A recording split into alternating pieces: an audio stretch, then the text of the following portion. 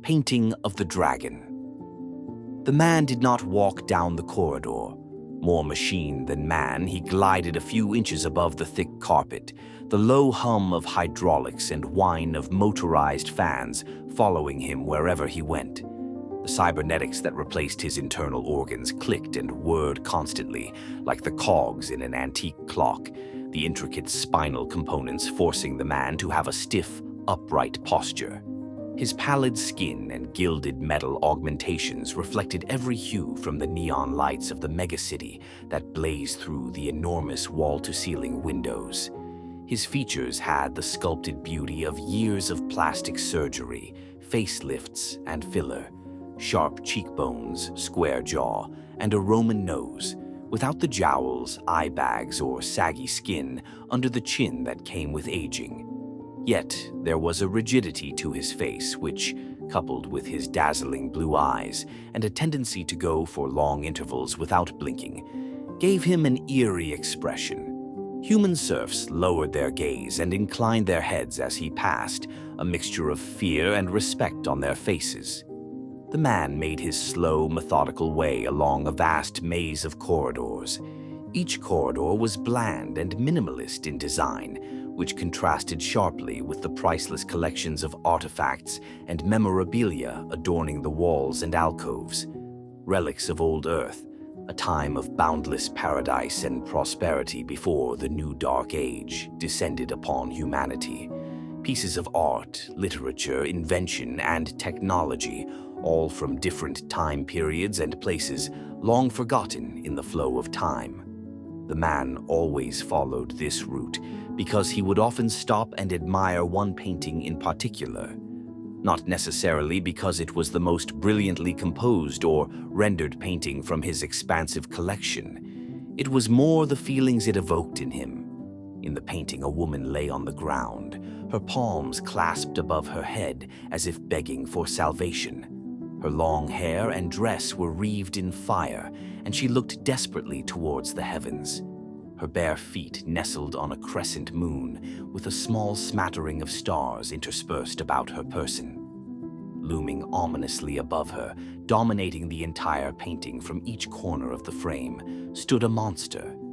Its muscularly defined back faced the viewer, great bat-like wings spread wide, fire consumed twisted horns atop its head, a sprawling tail wound out from the base of its lower back, intertwining about the helpless woman's legs, while water lapped at the monster's feet. The man had no idea what or whom the monster and woman were, or what they represented. He had searched the archives and ancient tomes diligently over the years, and although he had found some clues, much had been lost before the time of the new Dark Age, and the all-knowing machine gods only spoke in riddles. With all that knowledge lost, humanity was doomed to repeat the same mistakes.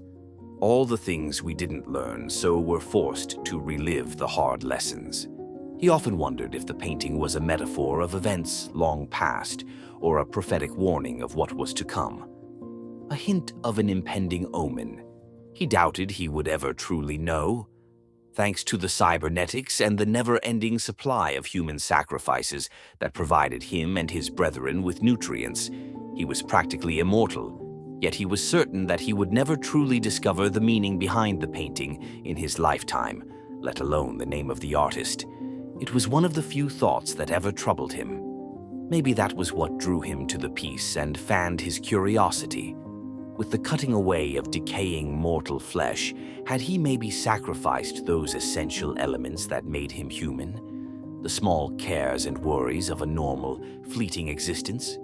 In his more melancholic moments, he found himself envying the serfs. The ridiculous, unimportant people so quickly and easily provoked into bursts of emotion. Their lives a mere blip in the vast tapestry of time, which made their determined endeavor to cram as much meaning and experiences into them all the more futile. The man had found that the longer he lived, the more he was certain that there was no greater meaning, no higher governing power. Humanity must decide its own fate, its own meaning. What a truly depressing prospect that was.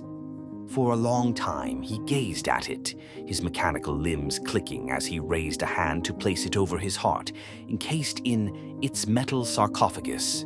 His reverie was broken as two women clad in the garbs of servitude walked past him, pausing only to lower their eyes and bob a curtsy.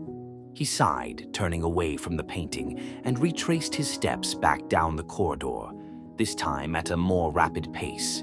Serfs scurried to clear the way for him, like sewer rats fleeing the glaring light of a torch. He glanced out of the vast windows as he went. From this height, it was like observing an ant colony. The megacity was made up of enormous shanty towns, with towers erected here and there at irregular intervals, great metal monoliths in a sea of squalor housing the elite. Yet, his tower dwarfed the others, a hulking mass that could be seen for miles around against the night sky and cast a long, looming shadow that represented power and authority.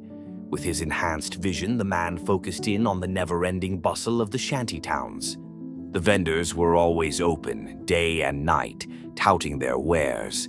Harsh neon lights lit the streets up like a multicolored bonfire. Residents fought over items at the stalls and haggled with the vendors, who each made an exaggerated performance of examining everything that came across their counters and deliberating over a price. Fresh meat, mostly comprised of vermin flesh, sizzled over open fires. Though many animals from before the New Dark Age were now nothing more than fantasy creatures found in holofilms, rats, cockroaches, and pigeons were still thriving within the megacities. The man had heard some cities by the coasts feasted on fish, though he doubted these people had ever seen one in real life living this far inland. Of course, he didn't eat conventional food anymore. With his elevation to a cybernetic demigod, such simple pleasures were now unnecessary. He remembered a time before he had been encased in this metal carapace, before the rise of technology harbored the eventual yet predictable fall of humanity, before he clawed his way from nothing to acquire his wealth and riches, convinced he had finally attained everything his heart desired. A memory came unbidden to his mind. He was a boy. He was entering a block of apartments and opened the rickety door of the penitent's cage. The penitent's cages were means for transport the gods allowed the residents to use to traverse each floor of the multi-story complex. From time to time, the cages got stuck between floors, the gods proclaiming there was an error with whomever was inside. As a result, the unfortunate resident was left in the cage for several hours until the gods either resumed the journey on their own or the resident was rescued by their neighbors. It was deemed that the resident in question must have shown a lack of faith, and the imprisonment was a form of punishment meant to give them time to reflect upon their disbelief. The gods were still merciful, though, as they often played music to help the offender pass the time. The boy must have won the gods' approval as the cage carried him up to the 73rd floor. He remembered hurrying along the dimly lit corridor with its flickering lights and echoing cries of his neighbors as children played, couples argued, and holofilms and audiophonics blared a motley array of sounds through the walls. There was graffiti everywhere, adorning the walls and floor, and there was always the constant reek of stale urine. The memory skipped forward, and he was in his family's apartment. Sparse possessions and second-hand furniture, yet the rooms were fastidiously clean and immaculately tidy. He saw the faces of his parents. His father had been an unsmiling man, cold yet not unkind, dutiful and stoic, yet never overly attentive or affectionate. His mother was always tired. Her smile only touched one corner of her mouth, and an eyebrow would rise as if at a private joke she accepted in a long-suffering manner. But her eyes always twinkled when she smiled, seeming to shine with more sincerity than any forced smile with the mouth could ever do. He ran to her, and she reached for him with outstretched arms, and he felt the warmth of her embrace long before he reached her. The memory drifted away as suddenly but subtly as fog clearing. The man navigated the twisting corridors with the ease of long familiarity and soon hovered before a set of imposing double doors of black metal with intricate LED lights fashioned into a mass of swirling runes and arcane patterns that emitted an ominous red glow. As he sailed forward, the doors slid open noiselessly. The chill of the room hit him immediately, pimpling what little of his original organic skin remained in goosebumps. He entered an immense room shaped like an amphitheater, with sleek black benches spiraling outwards towards the edges of the room like fallen domino pieces. Above his head, the domed ceiling was made from glass, and the gentle light of the moon bathed the room in silvery blue. In the exact center of the room stood a huge chrome throne built upon a massive raised dais. Suspended above the throne was one of the gods, its outer shell solid black metal with glitching red lights. On the underbelly of the mechanical deity, tendrils of wire snaked their way down like jungle vines and creepers, cording themselves into the back of the throne. If he had still had the body of a mortal, his hand might have trembled and there might have been a falter in his step. Though outwardly he was calm, he felt that quiet sense of unease whenever he entered this room. He sailed along the walkway, past empty benches that had once been occupied by politicians, scientists, philosophers, and oligarchs, people he had called friends and enemies, in turn as sides were taken, alliances forged and betrayed. The excitement of it all, the rush of verbal jousting as the domed amphitheater reverberated the constant buzz of heated debates and conversations. Now, as he took his seat on the throne, the silence seemed to ring out with all the boom and clarity of a church bell. His thoughts flitted back briefly to his favorite painting, as wires seemed to surface from the smooth chrome armrests and high back of the throne, like submerged tree roots becoming visible at low tide, so seamless they didn't even cause a ripple. The wires snaked up the man's body, coiling around his arms, legs, and neck. At intervals, smaller wires would slither away from the main mass of wires to slot into small sockets hidden between the plates of armor that covered the man's body, each letting off a soft click as they slipped neatly into place. The largest tendrils continued on until they reached his head. The largest one attached itself to the back of his head by the brainstem, while the remaining two clipped over his eye sockets.